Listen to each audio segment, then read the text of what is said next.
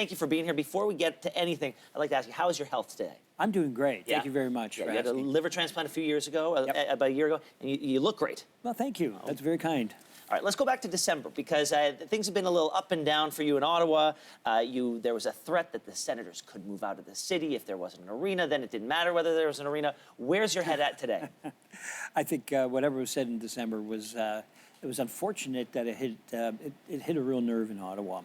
But the reality is that I love the city, I love the people, I love the fans, and it's actually my privilege to be there to be able to ice a team like the Ottawa Senators. So I'm really pleased with what's happened so far.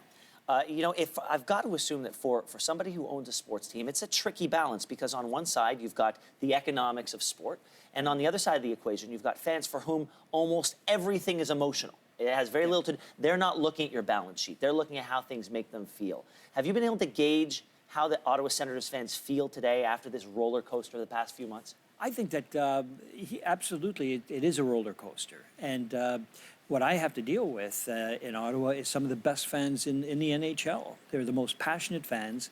They watch very, very carefully, very, very astute. You can't make a move, a hockey move, without somebody pointing something out. But that's great, because the alternative would be kind of a dead zone where nobody really cares, and then you know that you're in trouble. Passionate fans, but unfortunately not enough were coming to the games. Now, I've been out there to the Canadian Tire Center. It's a long way out there. This LeBreton Flats redevelopment, 2 kilometers from Parliament Hill. This doesn't just look like a new arena. This looks like a city-building initiative. This is a big deal. It's a big, big deal. It's huge. It's a $3-4 billion project that is going to basically remodel the city of Ottawa. And I'm so excited for it, because it's going to revive a lot of things, including building a state-of-the-art arena for the fans to truly be engaged in a great, great experience. It's reminding me in a lot of ways of sort of the revitalization of downtown Edmonton. Is that sort of how it's being modeled? Yep, I'm actually going there next week and meeting up with the people to... There's a couple of models. There's Edmonton, which is spectacular. It's been a great success. There's LA Live that I've been to.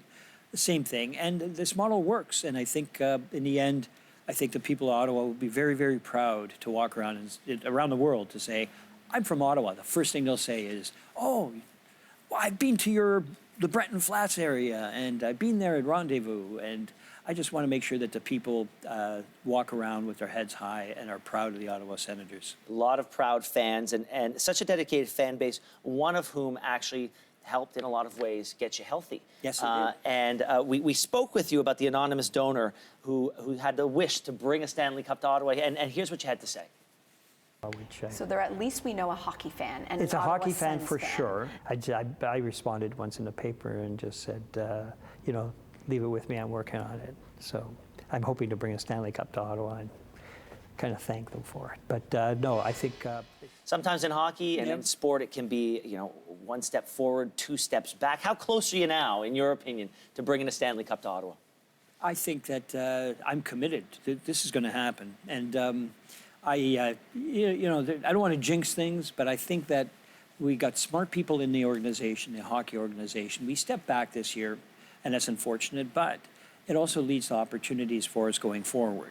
And I really believe that we have the wherewithal, the vision, and we're very, very committed to bringing a Stanley Cup to Ottawa. And does the team have what it takes to make the playoffs this year, do you think? No. I think we are trying. There's a way outside chance. Things happen, but it's kind of a long shot for us this year. It's not to say that we're not going to keep trying, but as the season goes on, I think we have to start thinking through what happens if we don't. Well, anyone who's a true fan of hockey in this country wants to see hockey thrive all over this country. Right. And if the fans in Ottawa can get that dream of LeBreton Flats built, the more power to them. Right. I'll come and root on my Habs every time they're in town. But Mr. Melnyk, thank you so much for being here today. Thank you. All the best, continued success, continued health to you, sir. Yeah, I appreciate it very much. Thank you for having me.